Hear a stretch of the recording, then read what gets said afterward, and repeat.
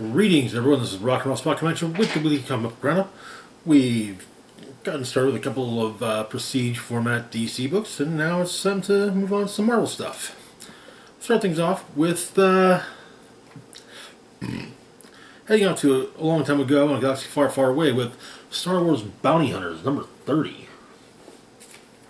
Where we left off, Tonga and Losha's gang of bounty hunters were on Bastine to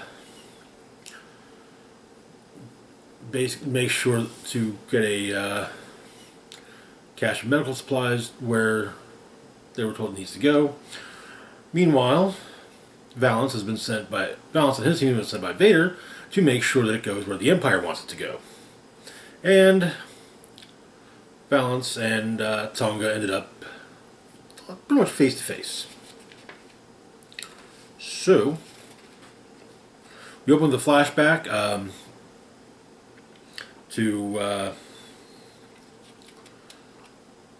think it was the first time that Tonga ever saw Losha, but this is back when Tonga was running with Nakano Lash's gang, which included Valance and Bosk, and Lash basically, a toast, that, as a team, they're not alone.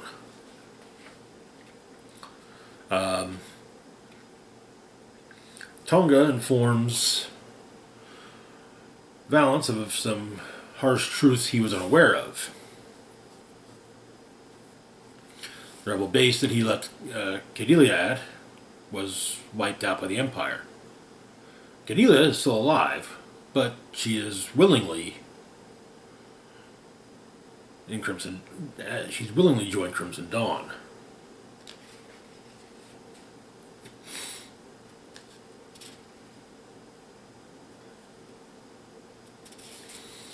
But Tonga comforts him, reminds him he's with family. However, shore troopers have managed to take down the rest of the gang. But Valance arrives and basically starts taking out the stormtroopers.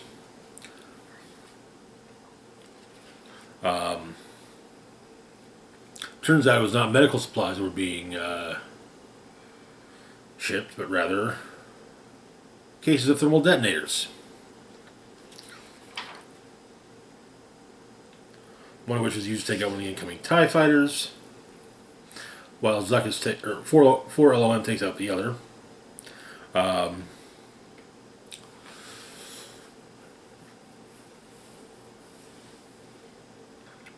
Valance lets the Righteous Fist, the Imperial class Star Destroyer in orbit above, know that he's done, and he knows that the Empire wiped out the rebel base Cordelia was at.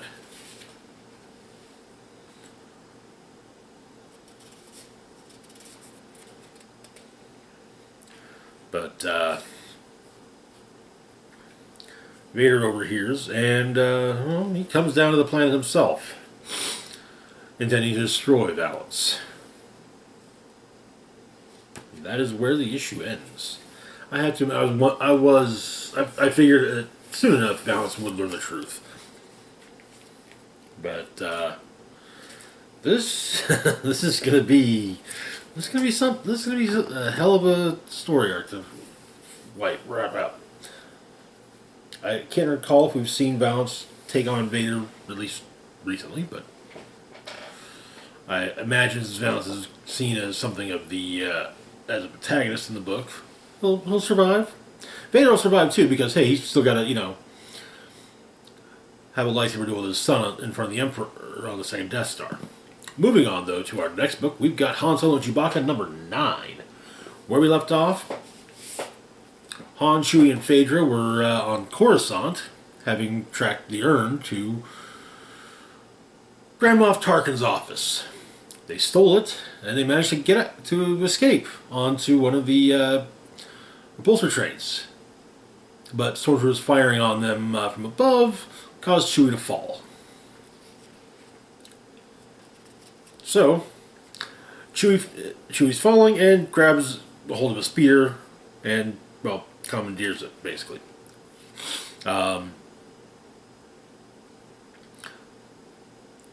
As the train makes a turn, Han drops the urn, and him and Phaedra and him manage to catch the piece.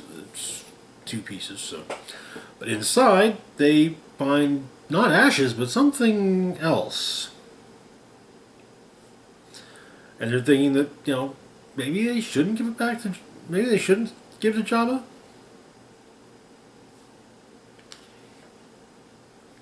But Han knows someone who can probably tell him what it is that's in the urn. While arriving on Smuggler's Moon, a Grand lets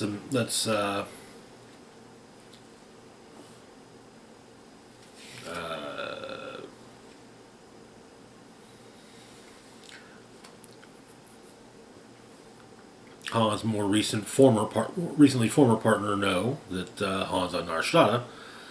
And it turns out that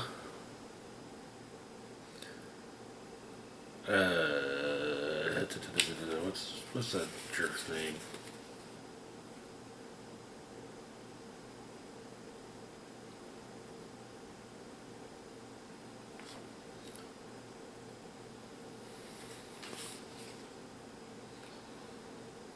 But the guy that was pretending to be Han's father is in custody of Marshal Vancto, and has managed to hack some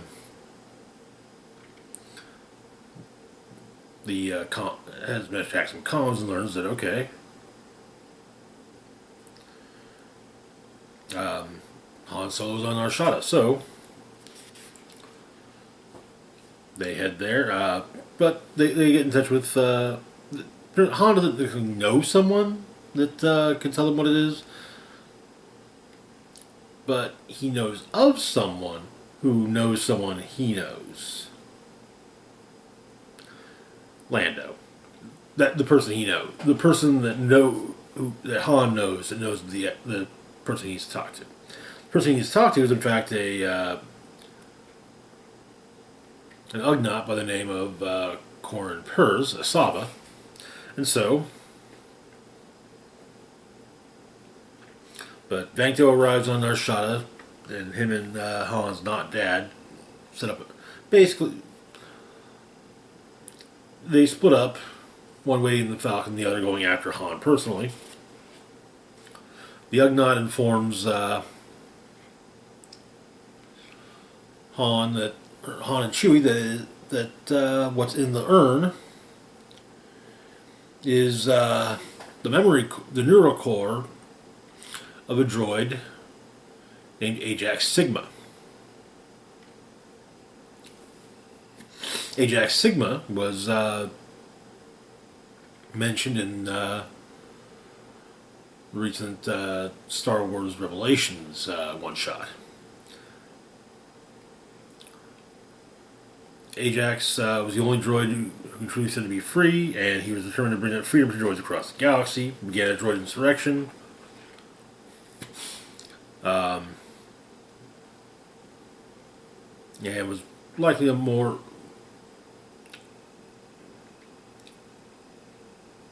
capable fighter than any assassin droid. So they kind of think that, yeah, they really can't give the Jabba, but, well, the former crew catches up with them. A bit of a gunfight breaks out. And then, as they escape, they run into Vancto. Chewie takes on Vancto. Han and Phaedra get on the Falcon, where, well, they find Han's not dad waiting for them. And that is where the issue ends. So this is apparently supposed to be setting up a major storyline in the Star Wars comics, or kind of set in the prologue, as it were. And it should actually be kind of interesting. I like honestly, I like the last few events they've done. Like full-on events. I like the War of the Bounty Hunters crossover, and the Crimson Dawn. The rest of the Crimson Dawn stories have also been really good with their having their little tie-in books as well. Moving on to our next book, we go back to the regular Marvel Universe with Hulk number 11. Where we left off, Hulk had landed on a planet seemingly full of Hulks, where he was actually kind of revered. Never been there, but they knew of him, and well, everyone seemed to love him, and so. But he's been invited to play the sport that is played on the planet named Godball. And so, he accepts.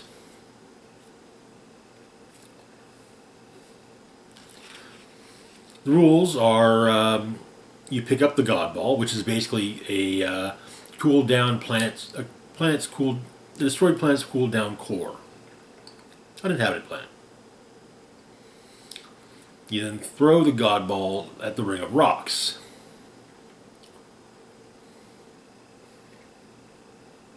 Basic idea being destroy more, including potentially additional uninhabited planets, and make more, so they have more God Balls. Inside Spaceship Hulk, the various banners are discussing what to do, and at first it's like, okay, you know what, let's give the engine room a break.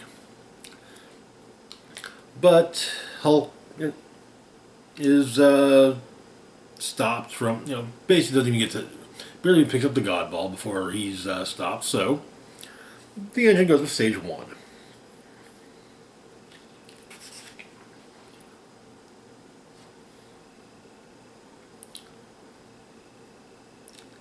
He hits the God Ball, and it hits a few rocks, and then kind of ping-pongs around a bit.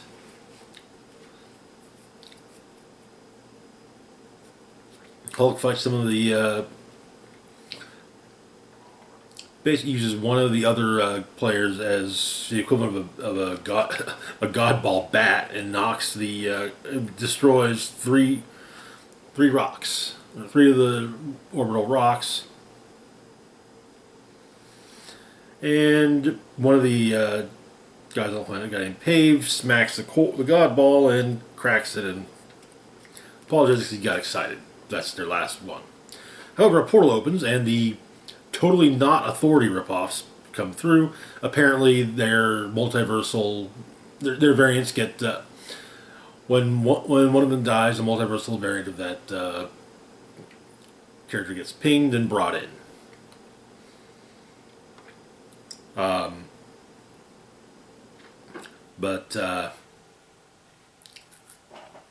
Oh, what is her name? It's actually kind of cool.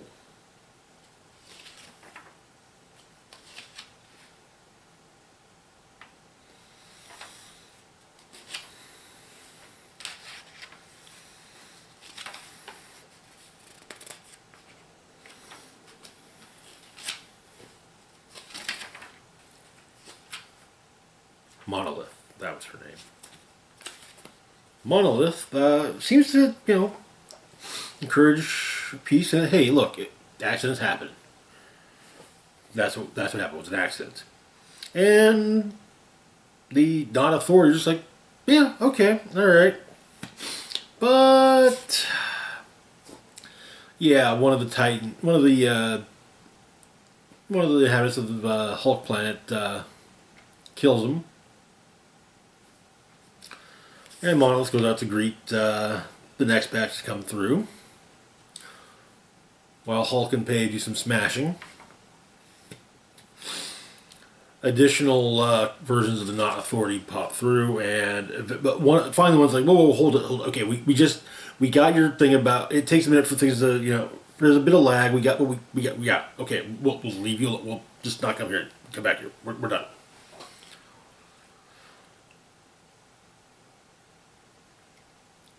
And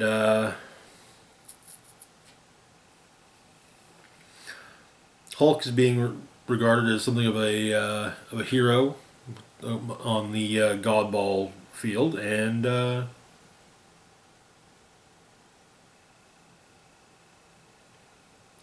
also Hulk and Pave got a new core by smashing up the Non Authority's planet.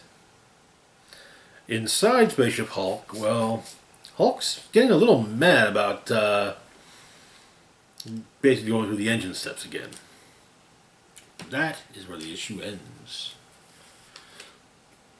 So apparently, writer Donny Cates has left his the books he was writing at Marvel. I don't know why. Just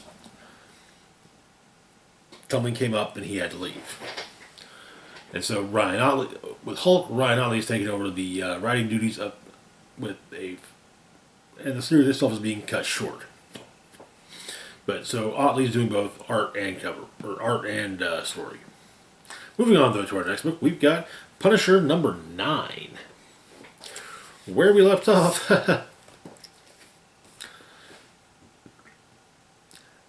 The acolytes of war were approaching the Hand Citadel,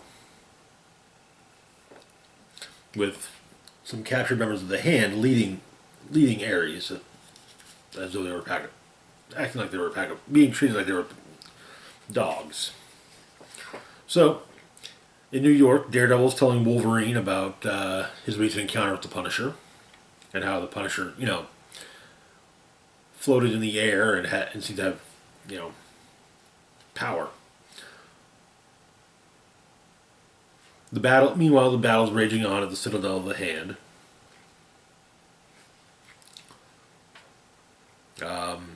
Frank's beast powers are becoming more pronounced. Ares is still, Ares, a friggin' god. But,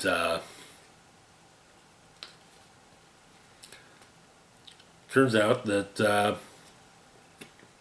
Punisher has bullets that have been dipped in Hydra blood and is using those on Ares.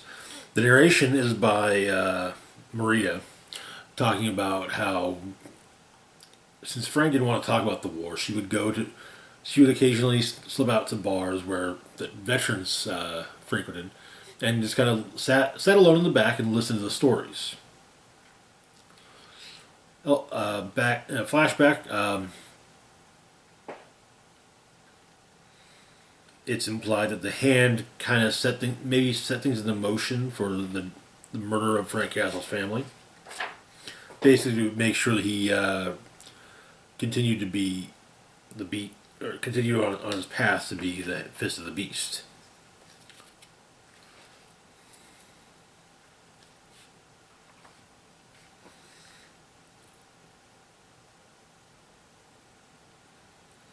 But Maria, in the present,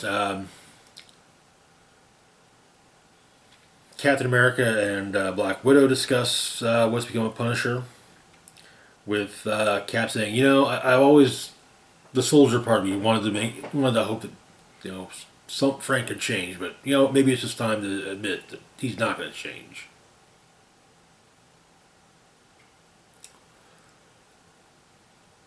At the Hand Citadel, Maria Castle has gone to confront the statue of the Beast, stating that the Beast cannot have her husband.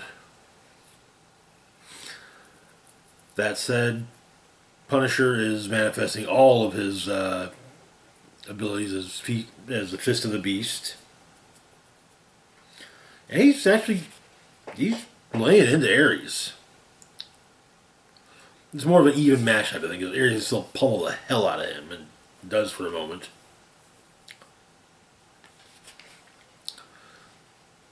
But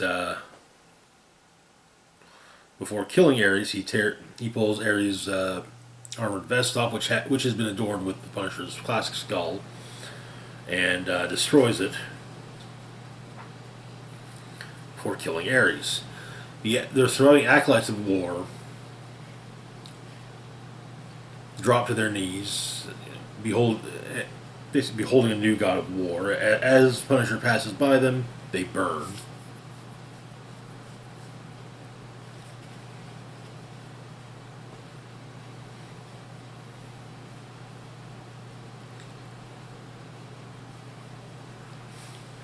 But the Archpriestess is barred from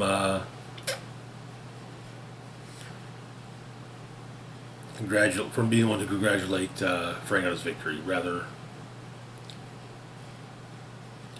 his wife does.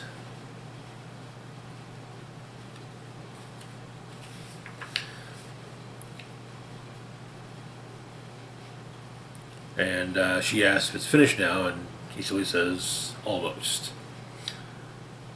Elsewhere, Moon Knight has joined the discussion. Moon Knight and Doctor Strange have joined the discussion about what to do with Frank Castle. And it's looking like it's going to be Moon Knight, Captain America, Doctor Strange, Wolverine, and Black Widow going up again, trying to figure out what they're going to do. And that is where the issue ends. This arc is, this run is probably one of the most interesting, this is probably one of the best Punisher runs probably since the first Ennis Dillon run. Definitely one of the most interesting. I like the fact that you have a Welcome Back Frank was very much designed to be a back to basics Punisher after the whole Demon Hunting Angel Punisher run. Yes, that was actually a thing. And the fact that you have another great Punisher run that, rather than being back to basics, is in many ways a refutation of the basics, is kind of it all does boil down to the writer and how it's handled. But yeah, moving on though to our next book, we've got Strange number 10, wrapping up the series where we left off. Clea and Sorcerer Supreme and Doctor Strange, the Harvestman, Death Sorcerer Supreme, had raided the Emerald City, headquarters of the Blasphemy Cartel, and they'd run into Revenant Prime, the dead body of the Sentry, empowered with 1,000 ghosts. Or 100 million screaming ghosts. But yeah, that's too much. The Sentry is too much for Strange and Clea to stop on their own. Director Nunn is actually quite impressed because he's even better than they expected. But so Clea and Strange merge into a single being, and 4 arms, technically 5 eyes, but the merged being is enough to actually stop the Sentry. They managed to do so, but everyone from the Blasphemy Cartel is removed from the base with the entire memories of their time within the cartel erased. And they get a second chance at humanity. Director Nunn, however, is pretty much already a ghost, but the Emerald City explodes, seemingly taking him with it. And then Clea and Strange split back into the separate beings, and Death keeps her promise to Doctor Strange, bringing him back. And the issue ends with Clea and Doctor Strange flying off into the sunrise. Or the series ends, I should say. And there is soon going to be a new Doctor Strange series starting up. Fun little description.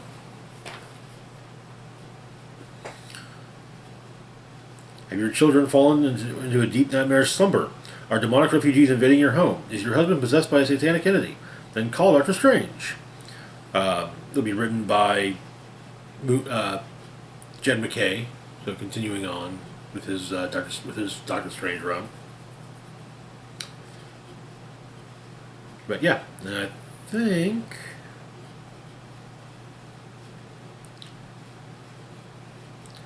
think it's coming out in April. Let's see. However, we'll move on now to our last book for the moment. Namor the Submariner Conquered Shores, number 4. Where we left off, Namor and Luke Cage had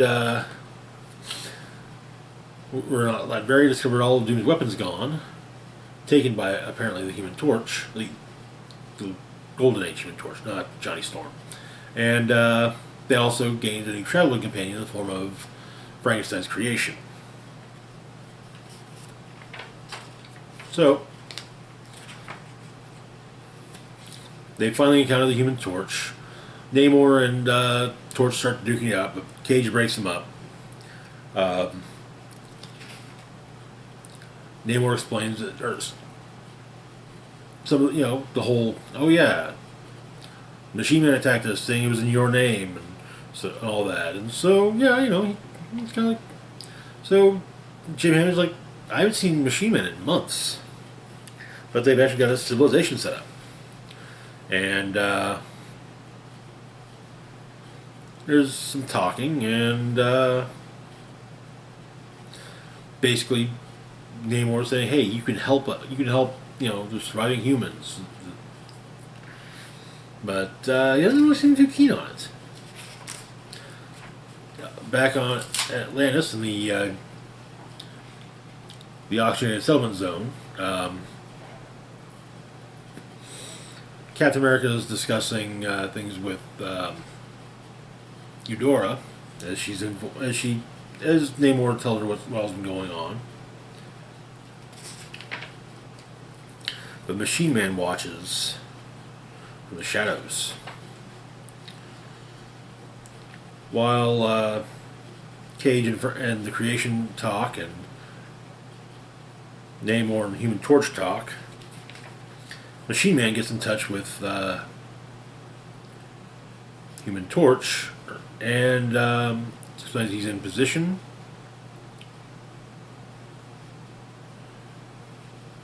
And detonates in Human Torch's name and for the New World Order, seemingly killing Steve Rogers. While Human Torch is apologetic, well, Namor blames him, and well, they have yet another battle, and Namor tosses his trident into Human Torch's gut, and it actually seems to take him down. Which pisses off the rest of the sentient machines, and they start howling death to Atlantis. Namor realizing too late he probably shouldn't have, tried to kill the Human Torch. Yeah. And that is where the issue ends. The final issue, the finale, should be out in about a month, so we'll see how this story wraps up. So far, it's been interesting. I think initially I probably wasn't even going to bother picking it up, but it was a good suggestion from the owner of my local comic shop. Anyway, that's going to do it for now. As always, feel free to like, share, and subscribe. Links to my Facebook, Twitter, Patreon, and PayPal can be found in the description box down below. This is Rock and Roll Spock signing off, saying, live long and rock hard.